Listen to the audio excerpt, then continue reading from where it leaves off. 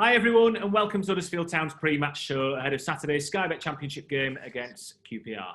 Delighted to be joined today by a really good panel actually, Stephen Chicken and David Hartrick, who I'm sure you will know from the Examiner's own podcast, a very popular podcast. Steve, the Examiner Huddersfield Town writer, and Dave with many hats on, Ockley Books and of course Huddersfield Town's Opta correspondent as well. And we're delighted to be joined by former Huddersfield Town and QPR player and England international Rob Green. Chaps, thanks so much for joining us this morning. We've got a lot to go through. Robert, I'm going to start with you if that's okay. Again, thanks for joining us, first time on for a while. How are you, first of all? Pleasure. Yeah, no problems. All good, thank you. Good. Rob, I want to ask you about QPR to start us off. Obviously, this weekend's opponent, a club you know well. You spent 4 seasons there, had some amazing times as well. Promotion from the Championship, played in the Premier League. Tell us about QPR as a club, because obviously London a long, long way away from us. What's it like as a club? How did you find your experiences there? It's an incredible club in the sense that it is for one that is wanting to be sort of a global brand as such. And you look at the owners and what they're trying to do with it, or what they were trying to do with it, and what they really have, which is unique and special, is the community around it. And that sounds strange for a London club, but it is. And you saw it was very interesting. And for a game that I covered earlier on this season, where they played at Birmingham against Birmingham City, and they decided not to take the knee.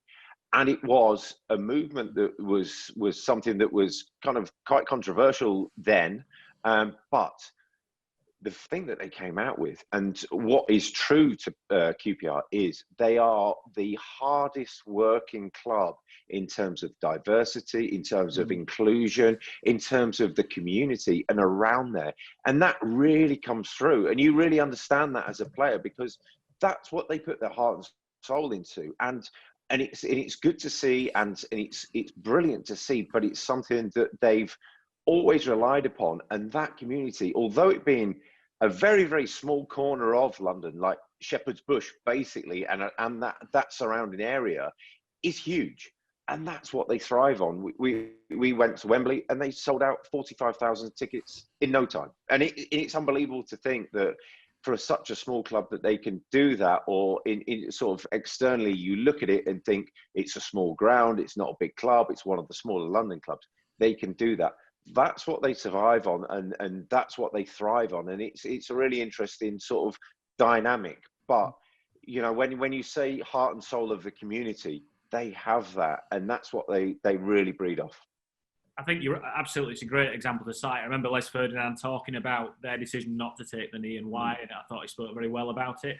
I've come to know the media guys there quite well over the years, and I remember around the Grenfell Tower tragedy, they did some amazing work around that as well.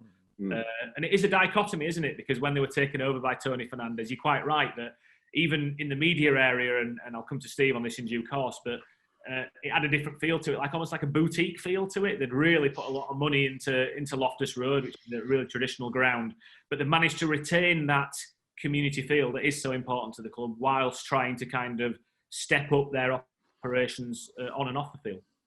Absolutely, and in all essential purposes, from an outside view now, it didn't work, and you realise, for all the love and graft and grind that you put into it, sometimes it just doesn't work, and you go back to what is best and what you know out, and that's where they are now, and that's where they were before.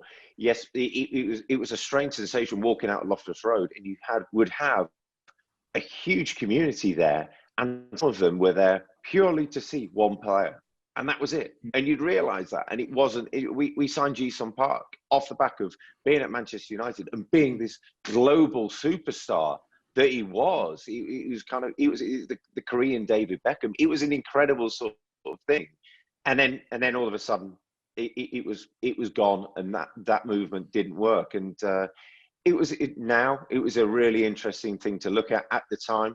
It was strange, but it was something that the club weren't really, it wasn't used to, and it didn't really thrive in.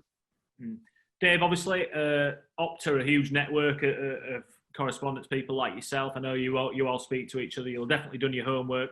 What's your view on QPR this season? Where their strengths are, where perhaps Town can get at them? They're actually, in a lot of ways, they're actually quite similar to Town. They play possession football. Toff is going to have a busy game because they tend to come down his side an awful lot, and Bright Samuel is a brilliant player. He's got all the ability in the world, really. On his day, he's at championship level, he can be unplayable. So Town have got to have a plan for him, but they're also really solid in front of that back two. Where they struggle a little bit is turning chances into goals. I would argue a little bit like Town have at times, but they've got Dykes up front, who is sort of on course this year to finish with about 20 goals. He's playing well. He's their sort of main man, and that 4-2-3-1 is really reliant on him and Samuel really setting the tone for the rest of them. But I think it's quite remarkable how similar to Town they are in nearly all their statistics. There's a reason they're only a point apart in the table. And as you start to drill down into things like pass completion and possession rates, Town are just slightly better than them in everything, which translates to being a point better in the table. So it's going to be a tight game, and it's the exact sort of game that I think Town really need to start winning. And I think it's a good opportunity, this, because they're both coming in off the back of a loss. And QPR, you can get at them. You can get at them. You know, they do concede. They're not just going to shut up shop. So I think it could be quite a flowing back and forth game. And I think as we're sort of coming to learn about Town, one of the things with QPR is it's the first goal is absolutely vital in their games. And again, I would argue that's something that, as we've learned, is absolutely vital about Town this season as well. So it could be a little bit of a seesaw game and then swing on that first goal. We'll see.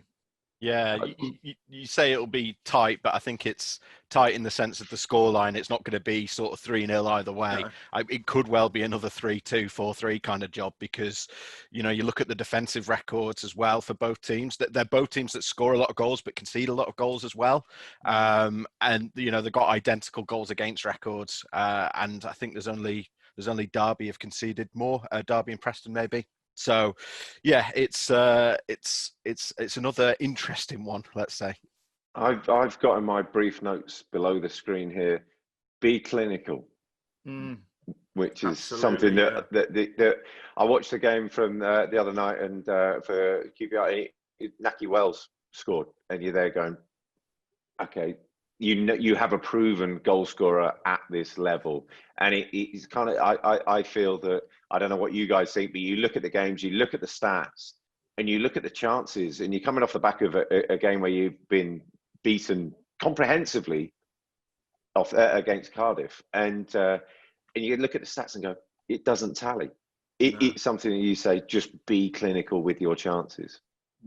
Yeah, I think you're absolutely right, Rob. And we're talking, Dave there cited two players that we're going to look out from QPR. They're both forwards, So I think Bright Samuel, I saw that, I didn't see the QPR game in midweek, but I read everything off the back of it. It sounds like QPR were very unlucky to lose that game. And I remember Dean Holden, the Bristol City manager, actually picked out Bright Samuel as a player to talk about. I think Mark Warburton said he's destined for the Premier League. I just want to bring up one more player, actually, as we go on to that, who I've been a fan of for a while, Ilias Chair, who plays on the other side. And there's an interesting contrast in the two sides and how they attack, because Bright Samuel is quite a direct player. He certainly is a threat. Ilias Chair, I think I've read, is the player that's most effective at getting balls into the box for QPR, and he kind of occupies that half space that we saw Carl and Grant do last season, where he tries to get between the centre-back and the right-back perhaps, and kind of operate in that little pocket there. So I think both teams, really, as much as clinical is absolutely correct, Rob, both teams do have big threats going forward. I think Ilias Chair is the one. Yeah, sorry. He is sort of the player I've spoken to the guys there, and they go, he's in their words, he's a baller. He's the guy that they want to give the ball to. They think he's the guy, and he does the other side. He does the ugly side, but Ilias Chair is the one that they look at and say he's the one that they look to create something. I think that the one thing Town have got to be careful of is that all three of them are very adept at swapping over. They're quite happy to move into any of those positions across the front three. So one of the issues Town are going to have is that if they set up well and they're containing them to some degree, don't be surprised if 20 minutes in, suddenly it all changes and they're swapped over. So it's going to be a tough game defensively, I think, for Town. But, hopefully that should make it a good game at both ends. As you said, Steve, I think it was the both teams almost identical records this season. There's a point between us coming into the game. I think we've conceded exactly the same number of games. I think we've scored one more. Consistency is another big word, along with the one that Rob used earlier. And I think that I have a theory that the Championship is probably no surprise that consistency is probably the hardest league to strive for that in, because you get such a different set of threats game on game, particularly this season where you've got about 3 days to prepare for each opponent. So you can go from a Brentford, a QPR, who are known for playing football through the thirds, and then in 3 days' time, and this is no disrespect to these teams, because it perfectly valid, you play a Cardiff who have an incredibly direct threat, a Wycombe. It must be hard for any club this season to have a squad of players that can cope and excel in both sets of threats, to have a player that's great when people are trying to run around the corners if you're a centre-back, and can also deal with the threat that Kiefer Moore, as a very personal example, offers you. I mean, there are few squads and few teams that can do that, and that's maybe why there's such a bizarre set of results every weekend. Yeah, especially this season, as you say, when I think almost everyone is operating on a slightly smaller squad than they normally would have had. There's obviously a few exceptions to that, but most teams are, they've got fewer players to use without dipping into the youth teams. So that makes it a lot more difficult. I mean, even in the promotion season at Town, there were games where they were, where they went and got battered. And it is difficult, as Carlos always says, it's really, really difficult to put a run of form together in this division. And we've seen that from Town's results, the sort of the win, lose, draw, any 3-game period, that's what they're getting. So yeah, it's a difficult league where anyone can beat anyone, to use an awful cliche. But I think as well, we're seeing the difficulty with Town is that there are a lot of mistakes happening, and there's a lot of mistakes that are leading to goals. I think that makes it a bit harder to take, because if it was the opposition getting at you and posing different questions, then you can kind of accept that, because every defender has their own weaknesses. But it's when you see too many of those daft errors creeping in that it becomes a bit of a concern, I think. And Carlos will be really keen, obviously, to cut that out and stop that from happening in future, because I think there's been a few that were preventable this year. Rob, would you subscribe to that, Rob? Just because you've played in this division, it is better than it was on the call. It's a really interesting sort of thing that you bring up, Steve, and it is right in a sense, and it is right to my notes that you say be clinical. It's at both ends. It's at the end where you turn around and go, you can play the best football, you can put in 600 passes like you do against Cardiff and lose 3-0, but you're not clinical. But you're not clinical at both ends. But you make mistakes. You say, it's kind of in a sense, it goes against the way that managers get jobs, and goes against the way that the modern day sort of manager works. That you look along and say, I've used this before, and it's a PowerPoint management, that you come along with this wonderful presentation and you turn around and go, I'm going to play this brand of football and we're going to work this way. And it's going to be amazing. And it is wonderful to watch at times when it works. But in the Championship, at times you turn around and say, get me the players that do the right things at the right ends, and they work. And sometimes that is the key to it. That's the key to a Championship season. I've been there. I've been promoted 3 times from the Championship. And each season, I turn around and go, how many games do you remember for playing wonderful football? And I'll tell you what, from those seasons, you turn around and say, probably on one hand, they're not great footballing games at times. You do the right things at the right times, and no one remembers it. You kick the ball into the stand at the right times. My case in point has always been sort of a game where you go to Yeovil away and you win 1-0 off a Charlie Austin penalty. And we were rubbish at QPR. We were terrible. We got battered. But we had the guys. We had Richard Dunn, Clint Hill at the back, who just did the right things at the right time. Charlie Austin won a penalty, scored it. We won 1-0. Thanks very much. see you later, goodbye. Sometimes that's the right thing to do. And we can all name those games. Burton Albion away in the promotion is one that sticks out to me straight away. But Dave, I'll ask you though, and I'll put this in your work, with your work hat on and your fan hat on as well. We talk about mistakes, and you hear every manager across every club talking about mistakes. Do you think there's ever been a goal conceded where the opposition side has said, you know what, we didn't make any mistakes there, that was really good? Because I'm yet to hear it in 15 years. No, I think you're absolutely right. I think the difference is, I think Town's problem this season has been defensively. Their mistakes are always very high profile. So they when the wheels come off, they tend to fly off in all different directions, and there's no chance of getting them back on. And I think it's getting it, you know, bringing that level down a bit. But just to go back to that point about consistency, and I think this is reflected defensively, it's a bit of a nightmare for analysts this season, because nearly every team is trying different formations, different back fours. There's very, very few that I've come to analyse when I've been doing games where you can look and say, well, they've got a consistent back four. That is who they're definitely going to play. Middlesbrough at the weekend, ironically, is one of the ones where their back four is absolutely set in stone. But there are others who have tried a 3 at the back, who've tried a 5 at the back, who've tried a 4 at the back. There are central defenders who've been played as fullbacks. You've got a team like Middlesbrough who are doing the overlapping central defender. Defensively, it's very, very difficult when you've got a game every 3 days and you're trying to keep your players fit, and fullbacks are the most important part of your team often in terms of attacking. It's this COVID season where the games come so thick and fast, trying to get a defence that works exactly how you want it and can play 3 times in 8 days. It's not an easy formula, and it's not just Town. There are a lot of teams in this league who are exactly the same. They keep their defensive errors across this league. I haven't got the figures to hand, but in what we class as a defensive error at Opta, I am absolutely positive they will be well up on this time last year.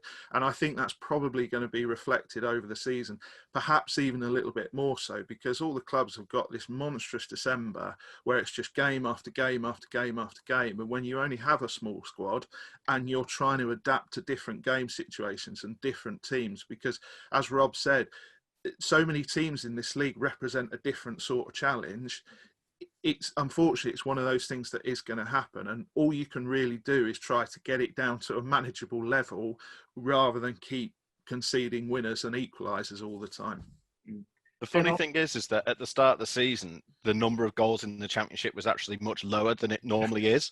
Like we saw when everyone was at the start of the season talking about how crazy the Premier League had gone and loads of goals flying in, I looked at the Championship and it was actually 20% down on previous years. And I think that normally when you have a team that's very good defensively and less good on the attack, the manager will then switch. It's turning that dial, isn't it, one way or the other?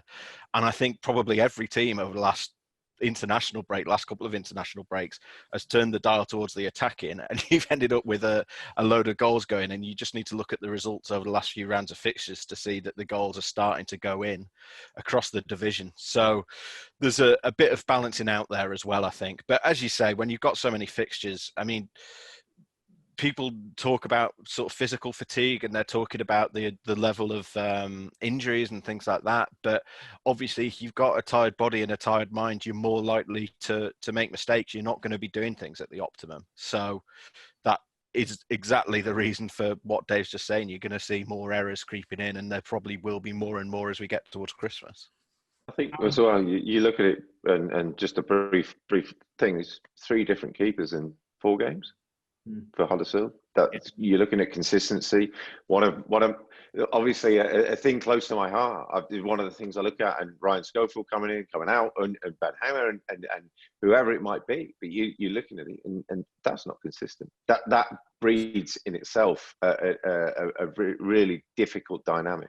And there's going to be a lot of that, Rob, because like with Ben's example, you know, it was a COVID-related issue, kept him out of the team, and whoever you are, whatever league you're in, there's nothing you can do to stop that in this period.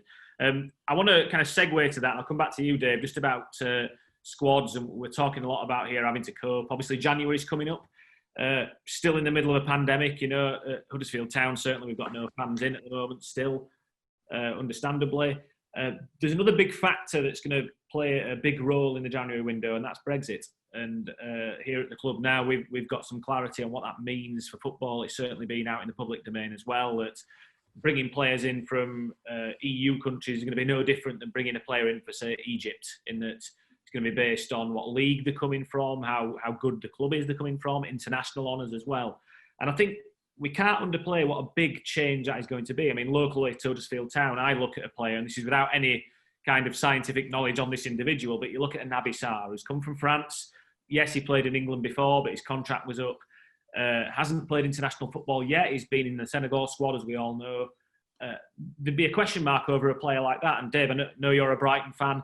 We talked off camera, someone like Pascal Gross, who's been a huge part of Brighton's team now for a few seasons in the Premier League. You do raise an eyebrow as to whether he would be allowed in this new world, because he's not played for Germany. You know, he came from Ingolstadt, or a great club in a great league, but it's throwing up a lot of question marks for clubs now when they're looking at how to make themselves better. Yeah, and I think this is one of those situations where a lot of clubs are going to need possibly 1, 2, even 3 transfer windows to sort of get their head around where they can look for targets and who is a realistic option anymore. I think there's 2 sides to it, because I think it should lead to a lot more opportunities for youth players and a lot more opportunities for English players to get into hopefully higher level sides. I think the loan system needs looking at, and I've sort of argued that for years. I think that needs to be adapted, and I think sort of this change for Brexit could be the thing that does it. But it's I think I look at someone like Pascal Gross, and I think you're exactly right, because he's come into Brighton and he's been absolutely phenomenal. He's been the best midfielder over the last 3 seasons, but he came from a club, I think they were relegated in the year he came. As you said, only represented Germany at youth level, and I think it was only 1 cap as well. And yeah, there's just no way that transfer goes ahead. And I do wonder if it's the end of the sort of top half of the Championship going and getting these players, more so than the Premier League, to be honest with you, for your sort of, you know, 800,000 to £2 million transfer from a Spanish league or a German league or a Dutch league. And almost, it's not really the right way to say it, but almost taking a flyer on them, just sort of doing a bit of scouting and thinking, yeah, they should be fine in this league. And I think it's recruitment departments and scouting departments are going to have to change a hell of a lot of their thinking. I would imagine probably over the next 2 years, the sidelines at English under-19 games are going to be pretty full of scouts and analysts from here on. So, yeah, it's going to be a sea change. And funnily enough, I know that the COVID is creating a financial reset in football of a sort. I actually think this could be the sort of wider reset, because I really do think it completely changes the model of recruitment across the leagues. Steve, you look at the Huddersfield Town team that Rob then joined, but the one that got promoted in 16-17, and the core of that team, you know, locally to Huddersfield Town, it's hard to see that happening again if that was in the thing. You look at Chris Lerver, even Chris Schindler, who's still here, who we all know is a tremendous player for this club, and it very, very hard to do that kind of thing. You look now at Brentford, who have got a fantastic model and are rightly lauded for the model they do, and a lot of the recruitment, obviously, their links with Midtjylland. It's a sea change, like Dave says. Yeah, it's going to be more difficult to bring in players from other countries, sort of second tiers now. So I mean, we've had a look on our site at how the Pippa and Carol Lighting would have been fine to sign. Because they're playing in, it's easier, particularly if you've played at under 21 level, or if you played for a team that's won the league, or if you're playing for a team in the top flight elsewhere in Europe, particularly sort of the big sort of 4 or 5 leagues, then you can pass those criteria. But yeah, as you say, likes of Chris Lerver, Elias Kachunga, Colin Quana, I don't think they would pass, to be honest. Under the new rules. The other interesting thing is the Premier League clubs not being allowed, they're only allowed to sign 3 under 21 players. So that's, Dave mentions the loan system. That is going to completely change the dynamic, because it means that you're going to have, if you've got a star player at an academy, they're more likely to stay at the club. or no, maybe not the stars, but the ones who are just below the stars at the academy, if that makes sense. It should stop the hoarding, Steve, Yeah, because exactly. that level of player is the sort of level that a bigger club likes to be able to have 5 or 6 options, and they're not going to be able to do that. It's still not going to be a case of putting all their eggs in one basket, but you can't have 60 youth players competing to play in an 11-a-side team once a week. I'm not sure I'm totally with you there, Dave. I understand the point you're making. However, and I can only talk locally to us here, because that's all I know. But what we found is that although there are exemptions to this rule, definitely, and you see players moving from other academies to some of the bigger academies, that what we tended to find is that they're already there. So if Chelsea or one of the top, I'm thinking about the guys who win the Youth Cup every year that are lauded for their youth system. If they want 60 players as a number in their youth system, they will not have a problem finding 60 very good players, because the pull of that club and what they can offer. Yes, they might not be able to go and take somebody from a Port Vale or someone that's a standout performer in that academy, but you'll tend to find that that's the rarity anyway, that most of these players that we're talking about, the real elite guys, are already at the elite clubs. So I mean, we'll see, won't we? I suppose we'll see. Rob, I'm interested in your opinion on this, because obviously as a player, you'll have seen that influx of foreign talent that came in whilst you were playing. I'm interested in what side of the argument you sit on, the old argument. Do you think they took away opportunities from some of the really top English players, or do you think they drove standards? And again, you look locally to us, and I'm thinking of, we keep Chris Lover as an example, who was just a model professional through his time here. And I felt that a lot of our younger English players could take a lot of lessons from Chris in terms of how he conducted himself and how he got himself to that position. Where do you sit on that argument? Chris Lover, the most miserable man in football. And he would laugh if he heard me say that. Anyway, for a rarity, it's an interesting one to hear you guys chat, and it's interesting that, having been at Chelsea, and I've watched and seen the financial, the transfer implications of that, from not being able to make transfers because of rule discretions or whatever it might have been. They will find a way. The big clubs will find a way. They will find a way to sign players of a certain caliber who they see fit. They will find loopholes. They have the financial clout. They have the pressure that will do it.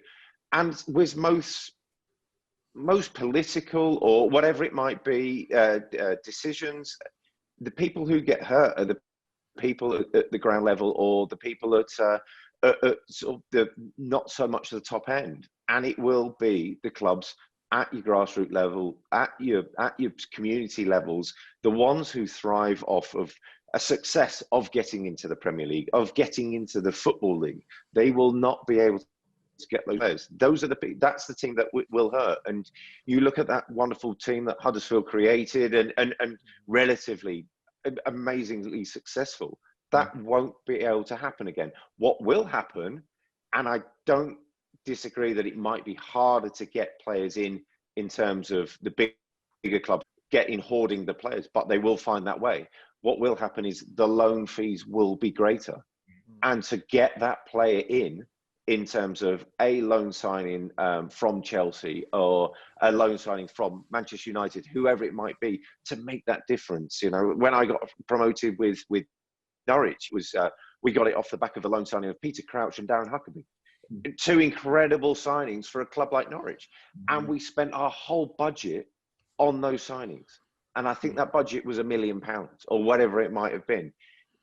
Times that by 10, times that by 15 now, you know, and that's just for loan. You're not going to be able to do it because they're going to be such a premium on those type of players. And the young players at a club like Chelsea, if they're good enough, they'll find a way. Billy Gilmore, Reece James, they'll find ways of getting into the teams. They will fast track them in. They see them and go, they've got potential. They got this route into our team, because financially and for the team, it's worth us doing it. If you're not good enough quite yet, we'll find a way of getting you to the club, but we're going to hurt everyone else. And it's a shame. It's a dynamic, but that's what we voted for. That's what's going to happen.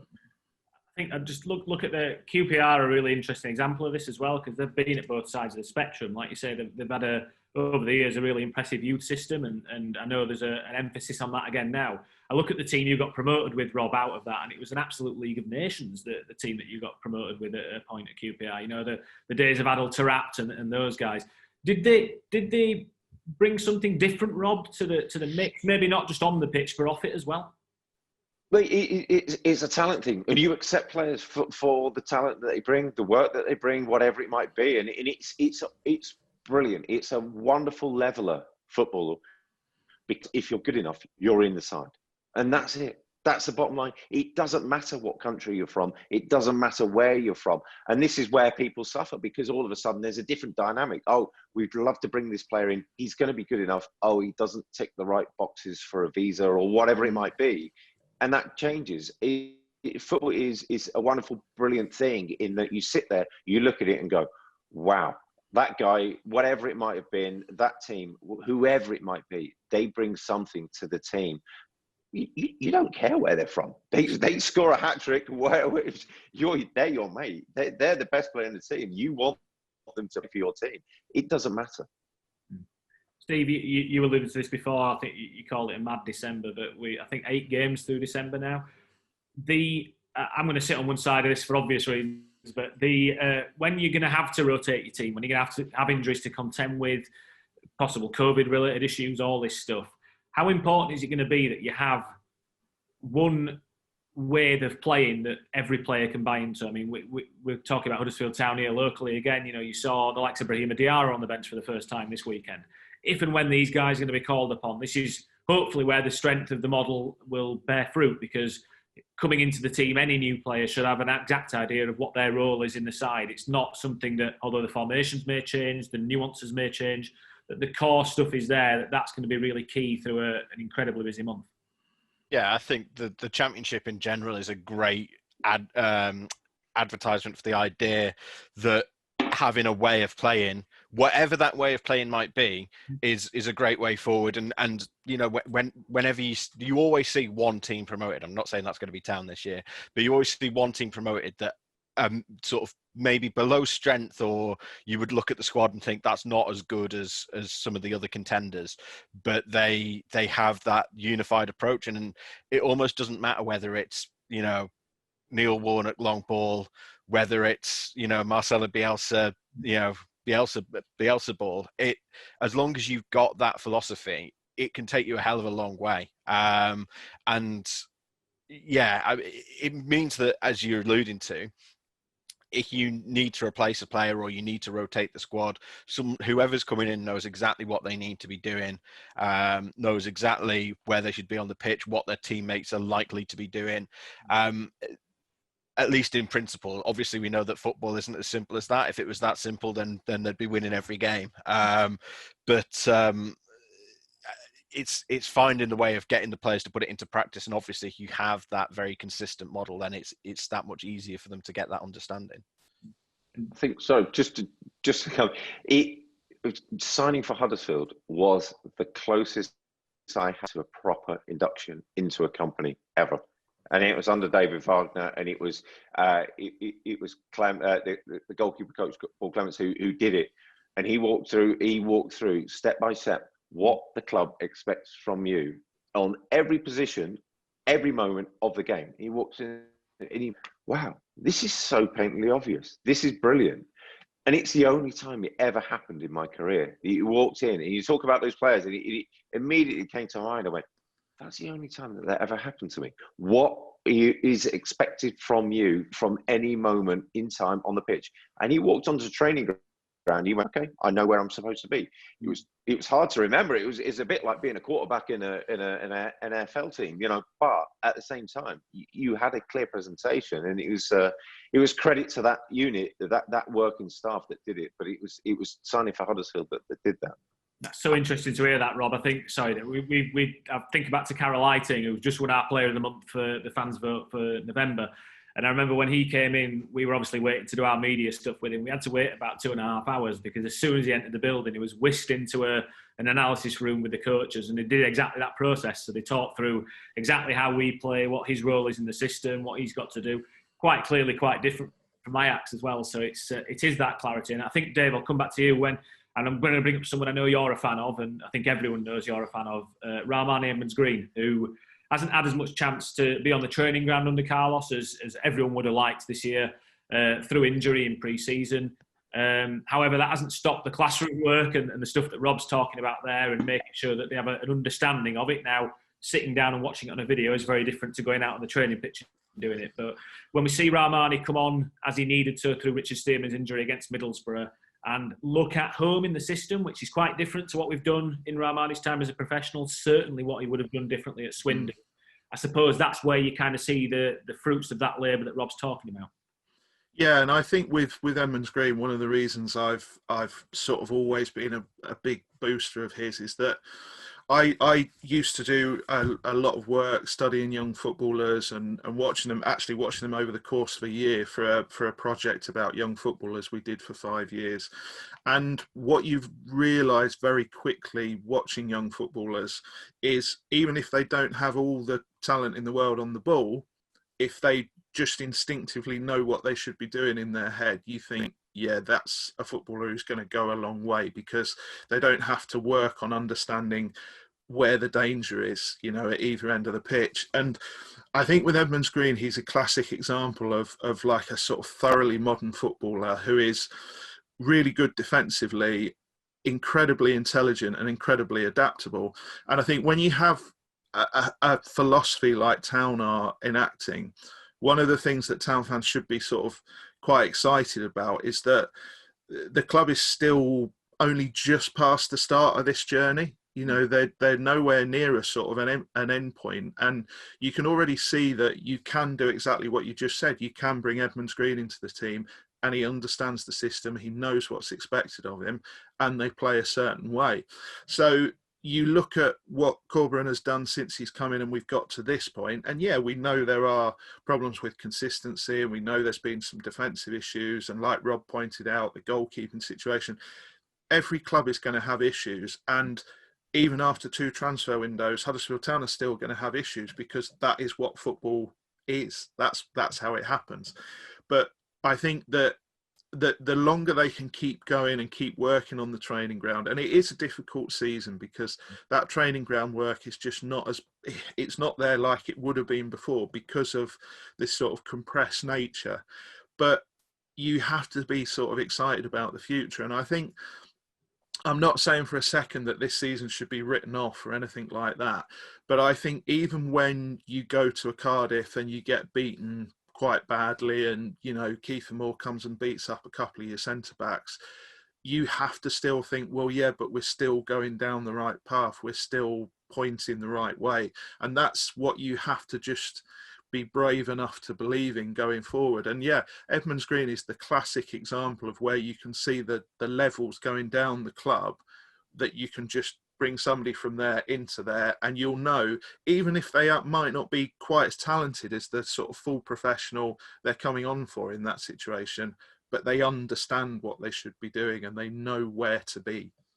You can't have it both ways as well, I think, because when you look at sort of the reaction to that starting lineup before Cardiff, I think overridingly people are like, oh, it's great to see Matty Daly getting a chance.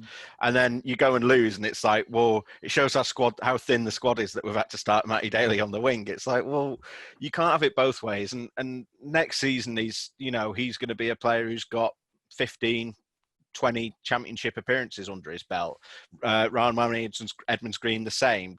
Ryan Schofield maybe towards the end of the season might get a chance as well. QPR did exactly this with Elias Chair, by the way. He had a couple of seasons of working his way into the side, and it was last season where I think he played 41 games and really came through. So you can't, unless they're sort of really exceptional, you can't just put a player into the team for 40 games at 17 years old and say, there you go.